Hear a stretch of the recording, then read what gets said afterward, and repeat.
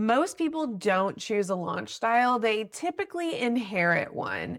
When you've watched somebody run a super successful launch, maybe it's a 5-day challenge and you're like, that looked incredible. The energy was insane. And somewhere you've isolated that that's what a good launch looks like. And so when you're there planning your future launches, you now have a run, launch, challenge sitting on your future goals and to-dos. And every single time you scroll past it, you get analysis paralysis, like where to start. Here's why you have that feeling. You picked a launch style that's based on what looked good for somebody else, not based off your capacity or your own audience, or actually how you can authentically show up for yourself. And the thing that nobody says out loud is that the style that you pick matters more than anything in how you execute your launch. It's more than your sales page, more than your pricing. And that's because the wrong style doesn't fail at the end. It fails usually week 2 when you've skipped that email or when you haven't quite executed to that full extent that you were hoping and wishing. It's one of those things you can just catch up on a Sunday. So today, we're going to give you the 5 filters to run your launch plan through first before you pick what style of launch you're going to do. And we'll map those answers into the typical 3 launch styles that actually work for a business that you're running. But before we get into it, welcome back to another episode of Growing a Deeply Rooted Business. If you're new here, welcome. Thanks for being here. Make sure you hit the follow button so you can come along this launch journey with us. I'm Jess, your sustainable systems and growth guru, and here with Rachel, our marketing mastermind. Today is going to be a real collaborative episode because this is actually something that Rachel and I collaborate on an ongoing basis, is that we like to help do launches together. So I'm going to be attacking it from more of the project management system side, and Rachel's going to be attacking it from more of the marketing side. Now, we know that launches bring up a lot of stress. Maybe you have a launch on your calendar, or you have a wish to do a launch before the end of the year. And probably if you've launched before, maybe you're listening to this because it didn't go the way that you wanted it to go. And one of the things we say over and over again is business is a science, launch is an experiment, and you really have to have a growth mindset. So we want you to come at this from a place of growth and expansion. So take a deep, deep breath and let go all of the stress, because I promise you, when you choose the right launch style, it's going to feel a whole lot easier. Let's get into our first filter, which is energy and capacity. Rachel, I don't know if we did different types of launch styles. Yeah, you've seen those big, I call them the live event launches, where you have that big pivotal live masterclass, workshop, whatever the case may be, that kicks off the entire launch.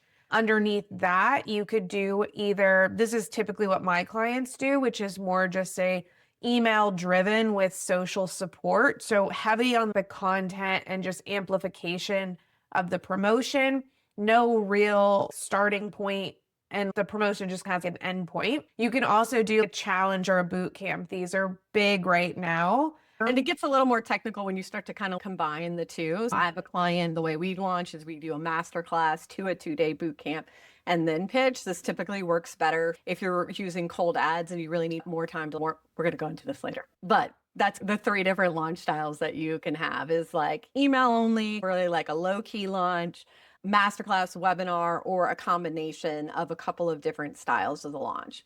And one of the first filters that you kind of want to run when you're trying to choose what type of style is best for you is really looking at your energy and capacity. I will say right now, multi-step launches that go from a masterclass to a bootcamp, that takes a lot bigger team to execute and a lot more hours to execute than an email launch or a masterclass that is just 1 day. So you want to make sure that you are being really honest about what can you take on, or what kind of budget you have to kind of execute this launch. Yeah, and I will layer in too, where a lot of the people we work with, yes, they're coaching, but we also work with a ton of service providers who have actual clients, patients, things like that, that they're working outside of a launch. So you also have to consider what that workload that doesn't move looks like. And so when it comes to these live event launches, you're essentially doing two mini launches in one, right? Because you have to build up to promote the actual live masterclass, but then you also on the back end of that have to promote your product as well. So it's quite energy intensive. It is super successful. That's why so many people do it. But when you have those layers of client work, some of my clients actually go into a clinic and see patients in person. These are all things that you have to take into consideration before you decide, oh, I'm going to set up a masterclass, a free masterclass, and we're going to launch this. You can set yourself up for failure big time if you don't put that into consideration. It doesn't mean that you can never do a masterclass or even a multi bootcamp launch. You just have to be really, really aware of the energy and make sure you're giving yourself not only a good enough runway to build that list if you need to, but also to create everything before you get into live mode. When I'm looking at launches from an operations perspective, what I'm really looking at is making sure that all of those assets get created before we start promoting even the live event, because we know how energy taxing those things are, and we don't want to have to bounce back and forth between clients, creating launch assets, and trying to actually promote your launch. So trying to get everything done, scheduled, ready to just kind of roll out automatically during your launch so that you're not having to expend every single energy before you go. So if you're like, yeah, I feel great, I got all the time in the world, I think we transition to the second filter. Everybody thinks they want to run a live masterclass, a live event, but the second filter you need to consider outside of or next to capacity is audience. This truly is new eyeballs and shaking out from your audience the actual prospects and leads from just your typical follower. The goal of the event is bringing them forward into that kind of curated experience that will take them from problem aware to solution aware super fast, which traditionally, if you're doing an email only content launch, you really have all the time beforehand to be drawing that lead magnet, pushing those people there. So if you're running that challenge, boot camp, live event, having a significant amount of people sign up for it is a success criteria in order to decide if your launch is going to convert at a specific rate and all of that. So you want to make sure you have the audience and the skills to grow and reach new people before your launch actually takes place for it to be a successful component of your launch as well. To put some numbers behind this of what to actually be looking for is that if you are hosting a live event, what we see as a typical show up rate for people that register is about 30%. So we've been doing weekly masterclasses with one of our clients, and every week we'll have about 1,000 to 2,000 people register. But that doesn't mean that all 2,000 of those people are showing up every time. We're typically seeing between 100 and 300 every single time. And because that these things are live and they're so intensive and they require a lot of your time, you want to make sure that you are not setting yourself up for disappointment or not setting yourself up for the reality that you may put all this work to build out this live aspect and only 20 people show up if you've only got 500 people to register. So that's when we start looking at other things like your email list size and what are our different strategies to get that audience there. And a lot of that does look into growing through ads. If you have a smaller one, yes, you can go through ads, but then that goes to filter number 3 with audience warmth. Yeah. If you are planning a launch and you're listening to this, we'll use these filters for qualification to move on to the next thing. Obviously, listen as a whole. Don't just be like, well, my audience isn't growing, so I'm going to stop listening. One of the things from an audience growth perspective that you can do to decide is it or isn't it growing is to look at your list, look at your follower growth over the last 90-ish days or so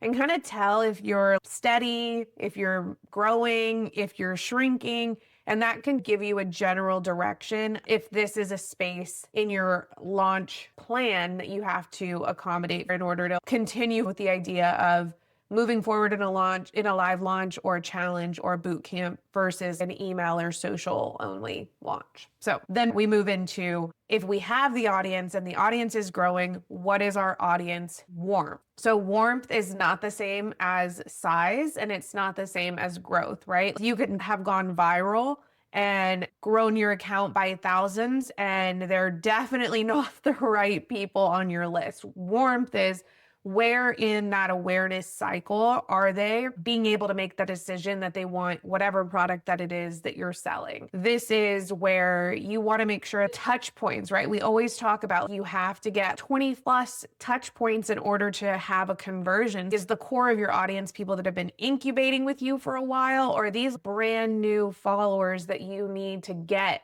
to 20 plus touch points before your launch in order for them to be ready when you open the doors to be like, yes, I'm ready? That's the difference between warmth and growth here when it comes to your audience. Yeah. So for example, my client that we do the big $3 million launch, we bring all of his audience in through ads. So they are coming pretty cold to this launch. And that is why, in order to get them to convert, we do a 5-day masterclass, day and night, for an entire week, and then invite them to a 2 full day boot camp. And then in between those weeks, they're in a Facebook community where we're going live. So we are trying to get those 20 touch points in a matter of 3 weeks, because we know that the audience is really, really cold. They need a lot of priming. The last Tony Robbins launch that I kind of live hack, I go through funnel hacking his stuff, is that prior to his big summit event, he was doing an email sequence after you register and sending you to a page that had pre-summit videos so that he could help maximize those number of touch points in an automated way, which is really smart, before you got to the actual pitch event. Yeah. And I think that that's where some people can kind of get, I don't want people to be negative here, right? But you can confuse a big list with a warm list. You can say, oh, I had 10,000 or 1,000 people sign up for my workshop. But if that's touch point 1 as a launch person, that's not really something we would be excited about. We would want to bake in some of those nurture points between, so that at the time they show up for the webinar or the live event, they're ready to see you and they're ready to hear about your product, versus being like, oh, what is this person about? I'm looking forward to their intro and all of that. So really just making sure that the distinguishing of warmth, growth, and just overall vanity metrics are clear when you're planning your launch as well. So you can decide, like, this isn't really gonna work if I do the live launching route. I think we have a whole ramp up episode, but I think this is why your ramp up before your launch is super important, and not going dark, exhausted as you may be after the launch. I had a client who I was supporting from just a strategy perspective. 2 weeks before launch, she's on every single day, and then the launch would end, and we would bring in a ton of people, and not all of them would convert at that point. And she would get frustrated because she's like, well, I just brought 2,000 new people onto my list. Why didn't you buy? It's because they're really cold. But I guarantee you, if you keep warming them up and you launch again a month or 2 from now, they're going to convert better because they've had more time to build that trust with you. So then this brings us to our 4th filter, which is the one that always disqualifies me. Well, I mean, depending on how many times I've ghosted my audience then, but the 4th filter is what actually sounds fun for you, right? If you ask me, hey, Rachel, you want to do a live launch? Never in my dreams will I ever say that. So it's one of those things where this will predict whether or not you follow through, right? You finish the actual launch, because the energy plus the roller coaster of buyer behavior during launches. And then you have to also be high energy as well, because they can sense that, they can feel that. And so this is important because you got to get it to that closed cart. You have to make it there. You can't ghost a launch. So just really understanding that it's a lot of exposure. There's many components. And this is something too that launch clients hire me because they're like, I just need that accountability to stay with it through to the end and make sure that all the pieces that are moving are not my responsibility. My responsibility is the energy, is the face, and then Rachel handles the emails, the engagement, the analytics, all of those things. I would consider this probably the most important filter. I don't know, Jess, what do you think? Yeah, I mean, I think number one, showing up in a way that feels really good and comfortable for you. People are attracted to energy. So if your energy is scared or your energy is exhausted, people are going to be able to see that in your launch. I also think this is the place where, especially if you're new to launching, you can give yourself permission to do a 1.0 and a 2.0 or a 3.0 and layer it on. So maybe the first launch of this project, if you have a good email list, is just sales emails. And then the next launch, it's like, oh, can we put a webinar in front of the open cart? Okay, this time, can we put a lead magnet in front of the webinar, in front of the open cart? Okay, maybe this one, I want to do an open house after we open cart. So giving yourself permission to get better every single time. I think people can watch a Tony Robbins launch and see all the components that he puts into it and like, oh, I need to do all of this to make it work. Granted, he has a 50-person team probably just working on that launch for an entire year. So you're not going to be able to pull that off the first time.